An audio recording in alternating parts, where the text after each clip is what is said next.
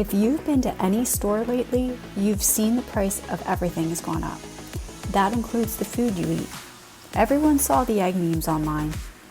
What's even more unsettling is what's being snuck past us every day while our attention is elsewhere. When I saw that the FDA approved the process of cultivating lab-grown meat, I enlisted the help of Emma Coffman, Livestock Analyst, to talk us through the labyrinth of exactly where your food comes from and how it affects you, the consumer. Now, let's get to business.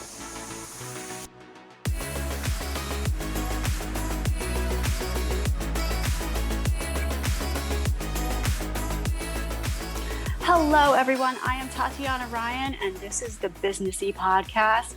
Today with me, I have someone super important. She is in the livestock industry. Emma Coffman is a livestock analyst, and she's going to be talking to us about all the things we've been hearing in the news about fake meat, where your food is coming from, and all kinds of different deals the United States has going on. Emma, thank you so much for being on with me today and talking about all of these really important subjects. Thanks for having me on, Tatiana. I'm excited. Now, let's jump into it really quick because we have so much information to go over. You are a livestock analyst and you're in the cattle, sheep, and equine industries in Texas. Give us a little bit of your background. Yeah, so I grew up around agriculture. Dad kind of used me as a lease out hand almost. And so grew up, really got involved with livestock when I joined 4-H. I was in it for 10 years and just got hooked immediately. When I got to college, I really knew I wanted to stay in the agriculture industry, but I had a passion for sheep, cattle, and horses, almost like a triangle love trifecta going on. And so I didn't really know where I wanted to go. And so I figured the best thing I could do is to get as much experience in each of those areas. So I've done everything from working with performance horse people to breeding facilities, sheep operation, club lambs, commercial, same thing with cow calf operations. And when I was getting closer to graduation, went to a study abroad, and that's when I really realized in Australia just how much technology is out there in other countries. And if I wasn't already addicted to agriculture enough, that really just put the fire in my belly to not only know as much as I can about how ag works in the United States, but also what countries do differently. Why do they do things differently? Not all the terrain and situations are the same. What legal problems do they have? What helps? What hinders? And so that passion is just quickly spread into agriculture education. Yeah, Australia is a leader in many, many industries. The quarter horse industry is growing over there, but they're huge with the thoroughbred industry over there. I know that for a fact. I watch their racing every night. I have some friends over there that race horses and everything. But they also have the cattle and everything over there that you learned. Now, what school did you go to? Give us a little bit of your schooling background. I am a Fighting Texas Aggie. I majored in animal science. I focused in reproductive technologies. And then when I was supposed to graduate was when COVID hit. I was actually supposed to go to Australia and work there for a while. And God was definitely watching out for me because I probably would not have been able to return for a while.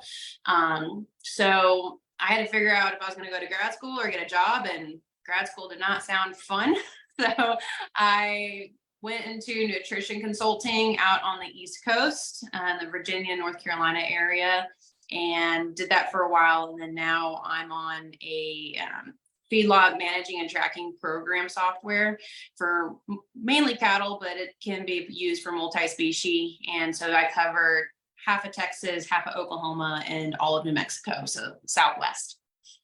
So you know animals inside and out, and you also know the technology that goes along with them, which we're in this technology crunch right now with everything between ChatGPT. How has farming a lot of times surpassed regular industry? Because farming a lot of times is the first one to get all this technology. It can and it can't. I think it depends on where you're at, what stage of production, and how much that's really your main income. So the problem with the technology is it's great, but it also comes with a pretty hefty price tag. In fact, we finally have started making some headway with the Right to Farm and Right to Repair Act. So the Right to Repair is John Deere is the guilty culprit in this one. We all know the big green and yellow tractor, but unfortunately, they have data chips in their tractors and in their software. And historically, you could not fix that on your own because there was a series of security codes and numbers that you had to type in. And essentially what they were forcing you to do is to come into a dealership paying 8 times the price just to get something fixed when it could have just taken you a minute. And now your harvest is out in the field, can't get to it, you can't cut it, people are experiencing a lot of loss. And so we realized that, hey, this is not right. And so we put our foot down, and we've made a lot of headway. The other problem that we're running into is this mass increase of urbanization and these little ranchette type of areas where people buy up 2 to 3 lots or acre lots and put a little house and have some pygmy goats. And while I think that's great that you're getting involved in agriculture some way and you're getting your kids out of the cities and suburban areas, I think that's awesome. The problem with that is you still have a city mindset. And so the right to farm here in Texas is, we just passed it, where what it does is it allows a farmer to still use his property and farm it. Because what was going on was the city was coming in and mowing down wheat pasture. They're like, oh, well, the neighbor across the street said it didn't look good. Farmer was there first. Farmer needs to bail. And then if you bail that hay, they said, well, you have 24 hours to move it. It's like, it has to sit for a while. Yeah, it has to dry out. Yes. So it's exciting what we can do nowadays. I think it all, just like everything, all good things come with moderation. Too much of a good thing can turn into a bad.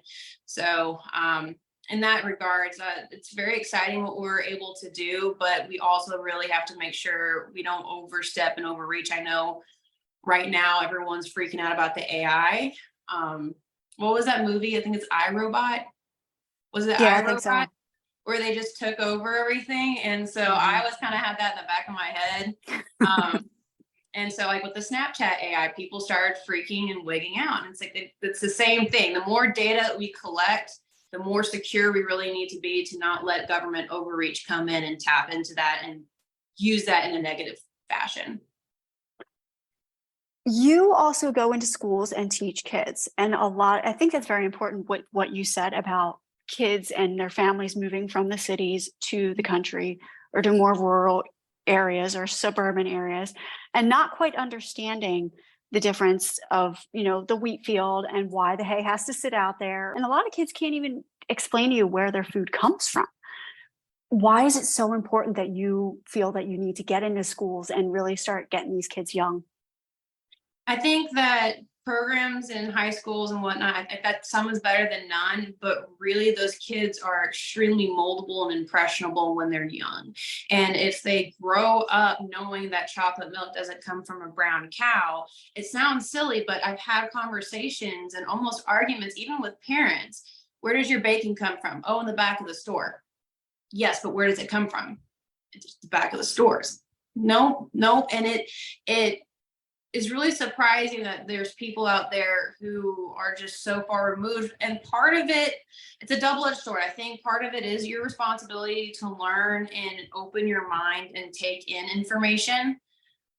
But at the same time, it's also your environment, right? So if you grew up outside the city limits, then you are more exposed and you've seen and you've been taught things versus if you were in the inner city. And so that kids that may not get an opportunity or a chance to really understand where their food comes from.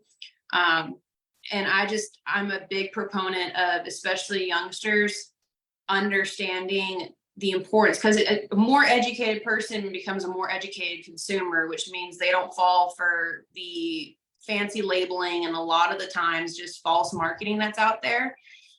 It's just like if you look at name brand versus generic brand, most of the time they're owned by the same company. They're just inflating one price over the other. It's the same thing with your food and some of the labels that have come out and programs that have come out. A lot of people are really just flabbergasted at the prices of their food on the shelves. And if they understand why their food was priced the way it was, And if they understood the difference between product A and product B, and that they're actually most of the time the same thing, they would have a lot more money in their pocket too. The huge buzzword right now is climate change, and how that also affects the price of the food also, because everybody's going really, really crazy about climate change now too. Mm-hmm. Yeah, so that's the one of the biggest things and misconceptions that government has really pressed upon the everyday consumer, is that agriculture is bad and cows make, cow farts bad. And if you look at the math, agriculture as a whole in the United States is less than 11% of greenhouse gas emissions. Transportation is 27%, electric power is 25%, industry is 24%, and commercial residence is 13%. Of that less than 11%, it's less than it's like 2.1% is from the beef cattle industry alone. And that's from birth to slaughter. And so you might say, oh, well, agriculture is horrible for the environment and the ozone layer. But if you look at what New York just had this massive smog going on, I'm like, well, that's all. We got it too. Yes. We got it from the Canadian wildfires. Did you really? It was crazy. Yeah. Oh, wow.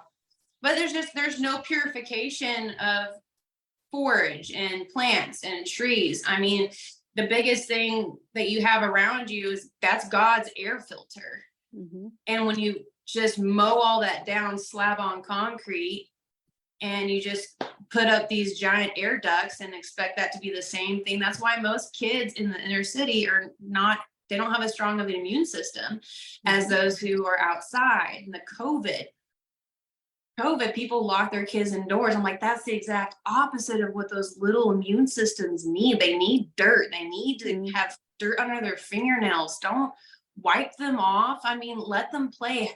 Be kids outside, scrape knees, let that body get used and exposed to the world and the bacteria that's out there so they can fight it, and they're not having to sit there in a bubble with an iPad in their hands versus playing imagination with sticks and leaves and rocks in your front yard. So exactly. I'm just a big proponent of being outside. Your skin needs it, the vitamin D. I mean, your body is meant to be, I even go barefoot as much as I can, because your body just is not supposed to be sanitized all the time. It's not meant to be that way. You mentioned the smaller farms, people getting into like the smaller farms, are getting some goats and stuff like that.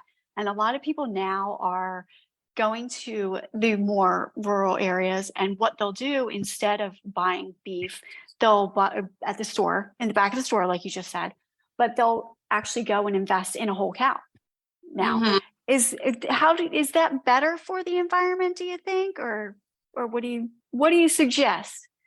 When people are wanting to go partners in on a local animal and they take home half, I don't think it makes that big of an impact on the environment. In fact, I think it's better because you're buying directly from the producer.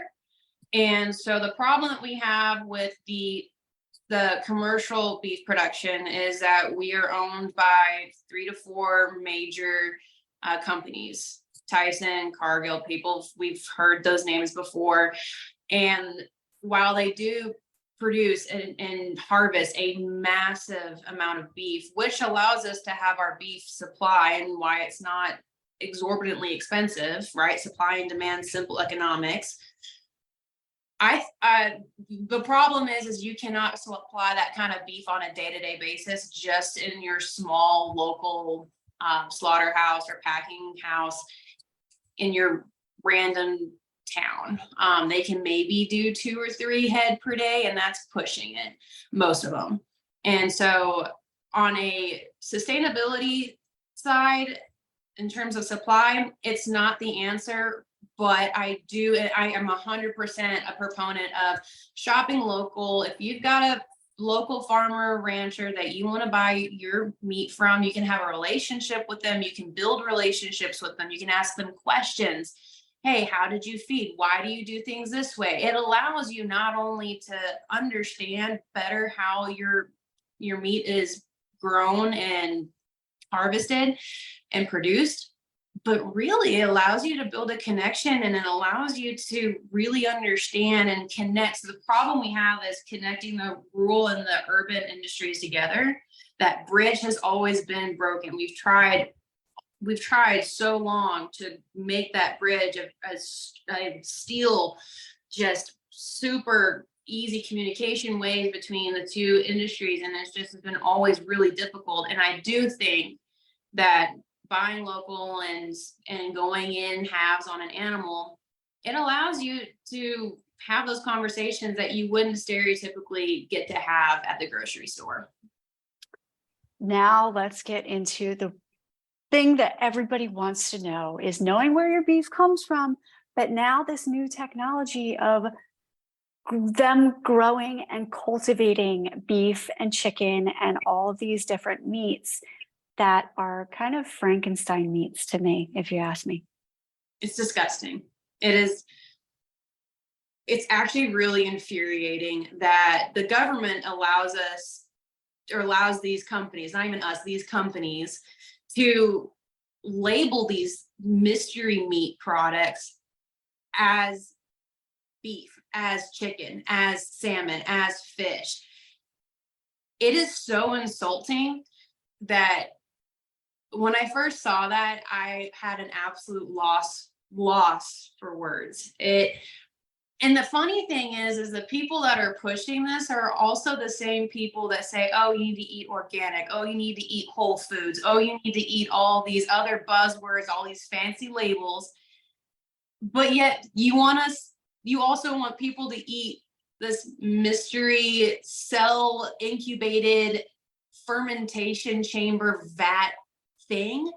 And so I was trying to figure out what exactly are all the ingredients in this mystery meat, because it can't just be one ingredient, which beef is beef, chicken is chicken, salmon is salmon. It's the same thing with the plant-based meat products like Beyond Beef or Beyond Meats. The Impossible Burgers and stuff. Yes. If you look, the ingredient list on it looks like a page torn out of Webster's dictionary. It's you talk about eating healthy. Well, that's the exact opposite of it.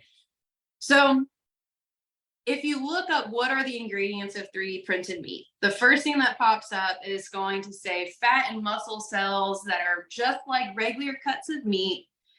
This is the same thing except for a slaughter-free process. And that is word for word what the definition of what are the ingredients of 3D printed meat are. As soon as you try to say that a human-made product is the same thing as God's creation, first of all, I'm throwing a red flag saying that's a bunch of crap. Mm-hmm. The other thing is you're hiding something. So if you look at, Dr. Google, the first thing that pops up is usually a website, and it's like the #1 hit product or hit location. So if you look at who published that definition, it's a company called Stakeholder Foods. Click on it. Stakeholder Foods gives you their definition. It doesn't give you any ingredient list. They refuse to release anything. Of course, they're going to say, well, it's to protect our product and imitation, yada, yada. I'm like, doubt that. So if you're not going to give me the ingredients, we're just going to figure out how you grow this meat. Well, first of all, you have to use animal cells, which goes against veganism and everybody else that sits there and says, oh, I don't want to eat meat, so I'm going to eat this 3D printed meat. It's the same thing. I'm like, well, you still have to use God's creation and God's biology. You say that you have to use stem cells from an animal.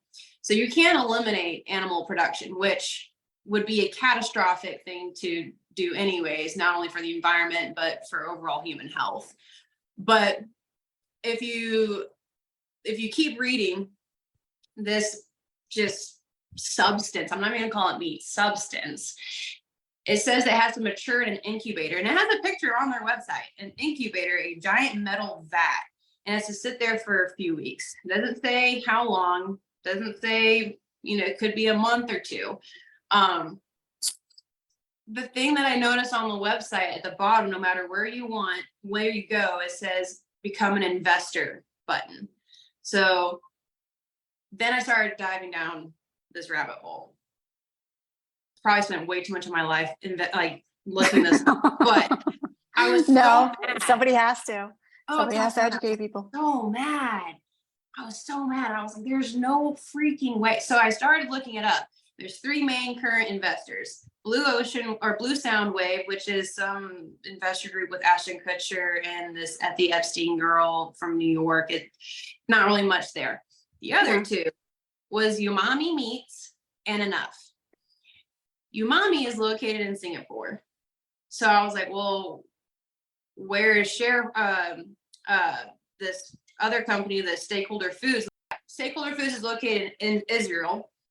And then this last one was Enough. And I was like, what the heck is Enough? Well, if you click on Enough is a UK-based company that wants you to use fungus, essentially.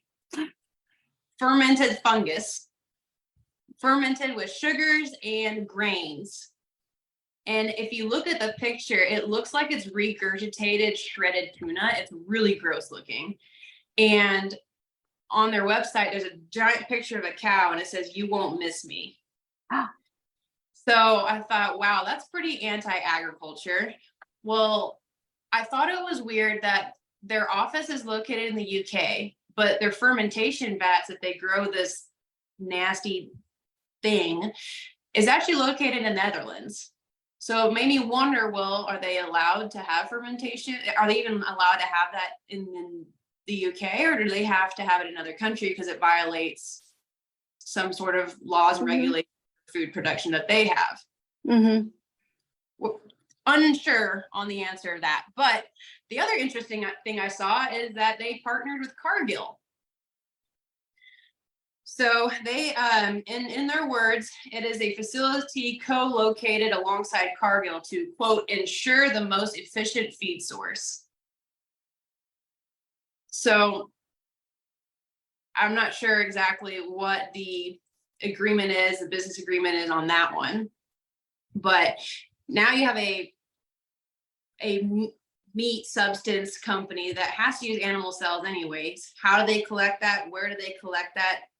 They don't specify.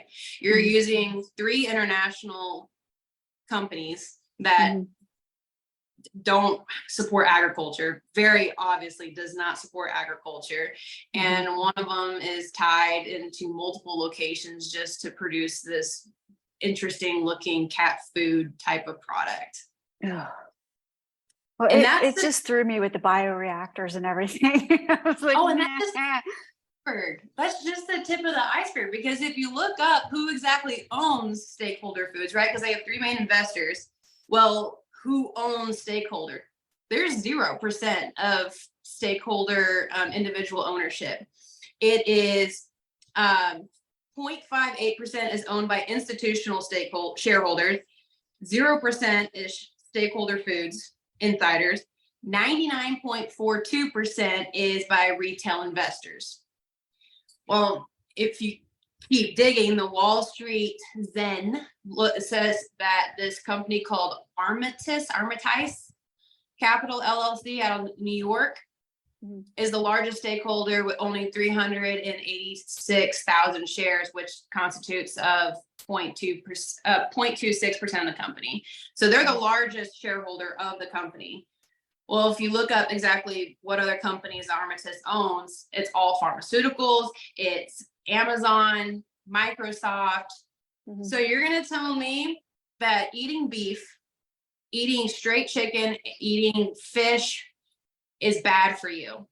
But eating a mystery meat that is owned by a company that owns multiple pharmaceutical other companies and products is safe for you? Exactly. They're feeding you right to pharma. Oh eat the meat. Here, take this pill. Yeah, we own you. Yeah. Exactly. And it's just, and I had that allergic reaction the other day, and I was like, man, this is insane. EpiPens are $200 a pop, mandatory $400 for a box because you can't just get one. And I think epinephrine itself only costs a few bucks to make. Yeah. This world that we live in, you have to be so careful not to follow this misguiding of people into saying whole foods and organic because they're charging you more money. And most of the time it's the same product, if not worse for you anyways. Mm-hmm. So you can't follow that extreme, but you can't just eat your generic products that we used to eat growing up. It was fine. But nowadays, companies are trying to produce more with less, or some products that stay on the shelf longer.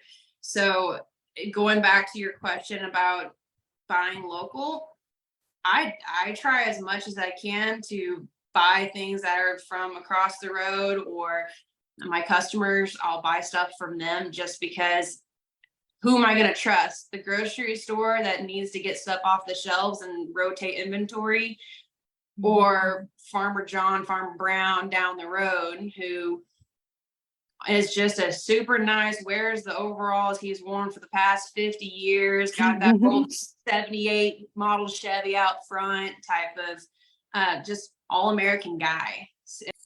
It's hard. It's really hard if you're not exposed to it, and if you're not educated, properly educated. It is a very tricky web. Sorry, I went on a rant, but no, I'm glad you did go on that rant, because a lot of people, like I said, they need to hear it. They need to, because they're not going to do they don't have time to do their own due diligence and go down these rabbit holes. So they do need somebody to explain where the lines go, where, connect the dots. I'm always doing that all the time, trying to connect the dots as to who owns what, and right back to pharma. It goes right back to pharma all the time. Yep. Most of it does. And the other problem that I've noticed is that with this increase of technology, it's great, but the problem of it too is it's caused a lot of laziness, and people just don't do their due diligence and their own research. They just do one Google search, they see what the generic answer is, and you roll on. And you have to dig. If you want to get accurate, non-biased,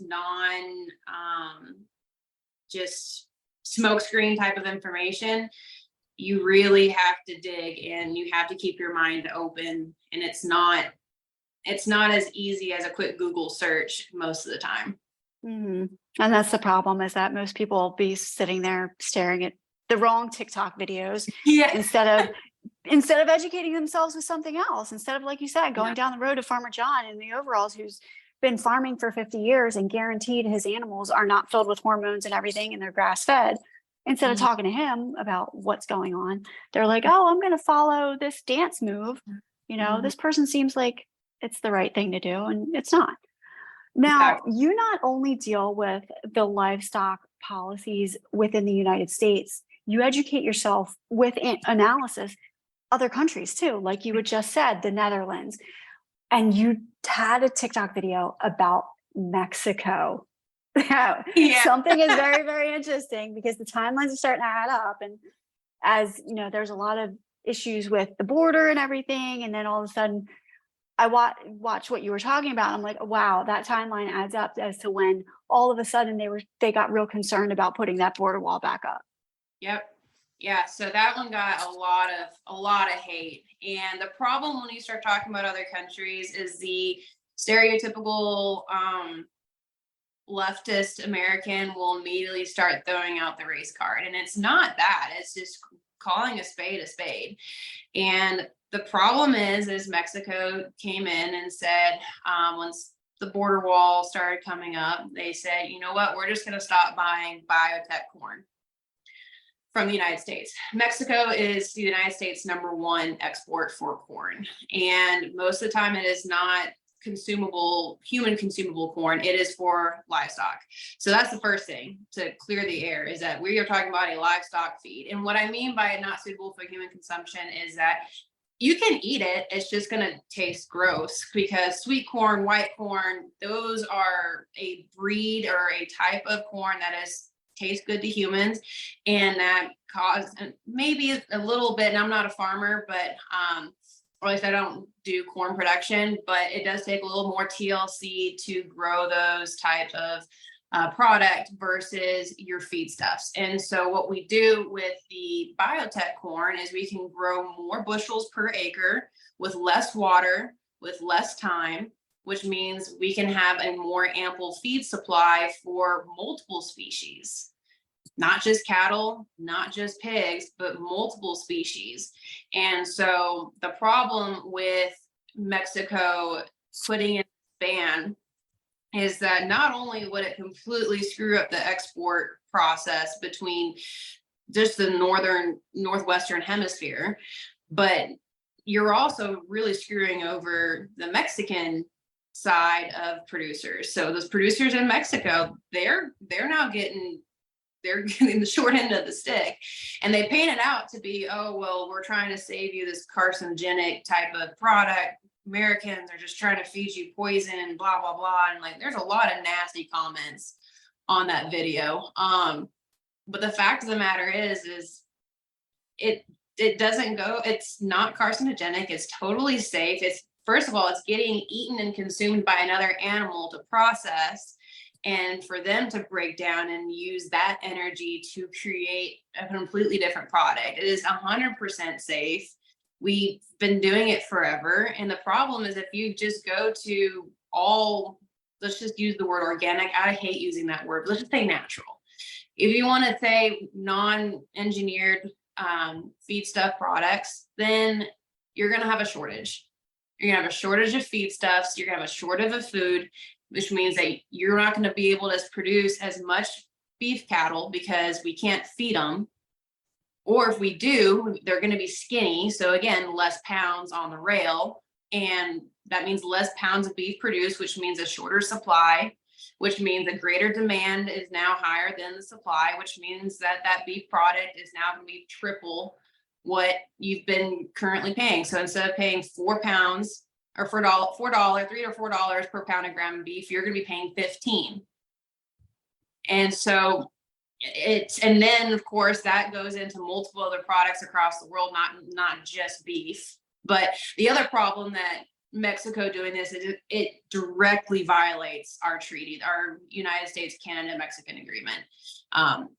Just flat out flipped the bird, said no closing this door, and it's like you can't do that. So it's like Australia, if they just stopped selling beef to the Korea or another Asian country. I know they do a lot of stuff with Indonesia. It's just like they just shut off that valve. It would completely devastate that population. And it's the same thing with the Mexican government on their side of things. And on the Mexican government, they're a little different. They lean left, hard left. Mm-hmm. And I love going down there. I've got family there. I mean, I love it, but it's also, I mean, I don't know if you remember, but during COVID, if you tested positive for COVID while you were down at a resort or something, they made you stay there for 2 weeks and they charged you. You had to do foot baths. You had to wear masks outside, and believe whatever you want about COVID. I don't want to get into that. I've got my own personal beliefs, but they follow the masses. There's very few independent thinking, just like the big cities in some of these states like California, Colorado. And I'm not talking about the whole country, the whole state. I'm just talking about those big cities. You throw one little red flag and it's like gnats or moths to a flame. They just run to it without really thinking what devastation could lie ahead. Yeah, you and I are probably pretty much the same thinking with the COVID thing. We'll just leave that there, though. Leave that there. On to our next subject. But when you start dealing with a lot of these PETA people and the Green Deal people that are, oh my God, every slaughterhouse is a house of horrors. We need to shut them all down. Every animal needs to be free. I know we've been dealing with this over in England with the horse industry, with the thoroughbred industry. It's abuse to animals and stuff like that. How do you, as a representative of the livestock industry, dealing with that, how do you rebut their claims? I have always said that I think cattle produce, I'm just saying cattle, any sort of livestock production, I think they treat their animals better than most people treat their dogs. And they have more requirements than a dog. They have more needs than a dog. They need more attention and care and just one-on-one visual analysis than a dog. And I honestly believe that I think it was Denmark. I think they required cattle to wear a mask. Kid you not, a mask. Like, where does the commons? That's the frustrating part I think about with when it comes to education is that you can't make this stuff up, and it just blows you away that where does the common sense start and end? And even today, there was a guy that said, and I kid you not, I made a TikTok about it, replied to the comment. The comment said, if we all ate meat or stopped eating meat, there would be no pandemics. Yeah, really? Okay. Gotcha. It's just, and you want to help and you want to have a conversation, but there's also the part that you can't have a conversation because the problem is you're not dealing most of the time with rational mindsets. And again, that communication gap, but where do you even start? And then if you go on, and that's why, again, going back to one of your first questions about knowing where your food comes from, knowing the producers, because you could say, oh, a feedlot, it's confined feeding, that's horrible. It's like, not really, if you actually understand why we do it. Same thing with dairies. Oh, pulling those calves away from their mothers and putting them in a sanitary environment, it's horrible. It's like, no, it's not, because they're born with practically no immune system. So what we're doing is we're helping making sure they don't get stepped on. Like, was it California, surprise, came out with this rule that you can't have with your confinements for your sows, it has to be in large spaces. The reason we keep those sows in such a narrow environment is because they roll over and they will crush an entire litter and kill every single one of their piglets if you let them. So we don't do these things to be mean or cruel. We do it to protect our animals. These animals are our lives. How many times I've just bawled at 2:00 in the morning because I've sat there trying to make sure a ewe has her baby okay. And then I put all this work and effort, and I know she's trying, and we're trying to make sure that she's as comfortable as possible just for the lamb to be dead. It is, or cattle or horses, same way. It is absolutely devastating. It crushes us. Mm-hmm. So when people throw the accusation around that we're just in it for the money, farmers and ranchers are some of the poorest people out there. We're in debt. The reason that they drive newer trucks is to do a tax write-off so that way we can actually have operational equipment. Mm-hmm. But we don't make a lot of money. Mm-hmm. We get up before dawn, we stay out way after dusk. There's a lot of time that farmers and the husbands and wives don't see each other, sometimes for months at a time. And if you have kids, good freaking luck. It's so sad that people think that we don't care about our animals. And it's the exact opposite. We care about our animals more than we do most people, just because at least the animal, there's a trust, there's a respect, there's love. It is a beautiful, beautiful thing that God put on this earth for us to have. But again, I go back to, I will always say that agriculturalists care for their animals better than most people care for their dogs. Yeah, they do. And a lot of people, I grew up in a rural suburban area where we had 4-H shows, and we have a huge ag show out in Harrisburg every year at the farm complex. How much of an economic impact do all of these farm shows, rodeos? I used to barrel race. You can see the picture. Like, we did all of that. Like, that was our fun. We were the kids outside doing all kinds of crazy stuff like that. But there's also a huge economic impact. Like, horse racing alone, trillions of dollars. Massive. Then you get in the cutting horses and the quarter horses and then the cows. And And everybody's on this kick about the fluffy sheep or the fluffy cows now that are sprayed and, hair dried and everything like that. But there's an economic impact that goes in with that too. Oh yeah, 100%. Australia really has a cool deal with their stock shows. It's production based. And I thought, wow, that'd be really cool if we had more production based stock shows. And then I realized this club animal market is massive. It is massive. People that are spending $50,000, $60,000, $70,000 on a steer, that's a terminal animal. Like, it will go to a harvesting facility at some point. You might have it for a year and a half, maybe two if you buy them young. But it's insane how much money goes into this. And it does really impact the finances for our agriculture programs. It impacts kids. So a lot of those stock shows, or here in Texas, I'm not quite sure how other states work, but a lot of the stock shows here in Texas, a lot of that money that they get at the auction, so the winner's auction. So at Houston, for example, you are guaranteed a minimum and then there's a maximum. So you have a window. If you go above that window, everything above that cap goes into a scholarship fund. And that's not just for ag people. That's for public speaking, for presentations, for sewing, for photography. There's other competitions outside of just agriculture, but that goes into scholarship programs.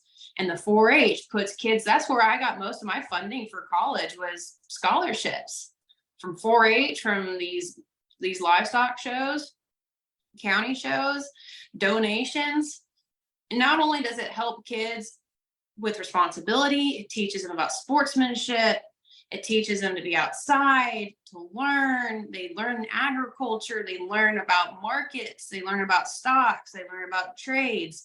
They learn just priceless information. But they also get a leg up with scholarships for their school, or they get exposed. Like, hey, I think I want to do this. Well, here's a program that you can try it out for a competition. And if you like it, have at it. Here's your other schools, and let's put you in connection with professors. Let's put you in connection with other county extension agents. Let's put you in touch. It goes more beyond the classroom of here's our, job fair. It goes way beyond that. It actually puts them in the middle and exposes them. So you get more than just the financial side. Now, granted, not everyone can afford a stock show, but guess what? Most schools, they have a fund. They volunteers and PTA, and they've got it some sort, not all, not as many as I would like to have, but there's a lot of schools out there that offer some sort of help, or talk to a local farmer or rancher. Like, hey, I want to do a commercial beef product. Well, pick out a calf and we'll do it together. I mean, there's the thing about the ag industry I've noticed compared to most other industries out there is that they are willing to teach. We love to teach. If you have the guts to at least ask, and a lot of the times you won't be turned away, especially if you go to, we in Texas have extension agents. They're in each county, and they really help connect not only consumers, but help producers as well. I'm not sure if there's similar positions out there in other states. I'm not quite sure about Pennsylvania. I don't know. But either way, if you just ask, you get to learn and build a friendship, and it goes so much more than beyond surface level than, oh, this kid at this show got $200,000 for their steer at auction. It goes way, way more beyond that. Mm-hmm. Well, I think a lot of people, the starting approach, you don't have to make that huge financial, investment. Just go to a show, start asking questions, go, meet the people that are in it. And a lot of times they will take you under their wing and, show you around with everything. And I saw somebody else that was in the bull industry, the bucking bulls. So I want to get that person on here, but we're going to try for that, because that's another huge industry where these bulls, they're ridiculously priced. They're very talented, but it's crazy. They're athletes. And it's just like horses, right? Mhm. People ask me all the time, well, how much does a horse cost? I'm like, well, depends what you're looking for. There's Mhm. $1,500 ones that are just fine. And then you've got some, 6-figure performance horses that are kind of just, they're bred right. But outside of that, they're really not that talented. Then you've got your grades that do better ranch horses and papers. So it really depends on the animal for sure. But yeah, those bulls are just high performing athletes. It's insane how much money is in that industry. Yeah, and it's actually, it's not like they're packing like huge stadiums. I mean, they're doing like the bull riding, the all that stuff, and it still blows me away. Anyway, Yeah. but where can everybody find you on social media? Because they do need to start following you because you have so much education for everyone. And I'm glad I found you because I'm more of the educational TikTok than the whole dance moves kind of thing. Yeah. I'd rather sit there and talk about, all the important issues that really matter to people. So where can everybody find you? Yeah, so on TikTok is probably my most active profile. It's at double E. It's spelled out DOUBLEERANCH. And then the same handle is used for Instagram. And I've got a Facebook. I'm not much on there, but I'm going to get more active on YouTube. So that will be at the WE Ranch. And all the links are, if you go on the TikTok or the Instagram, all the links are my link tree. Okay. And you're based primarily in Texas, doing all kinds of stuff there. Can we catch you at a show or something? Absolutely. Any ag shows coming up?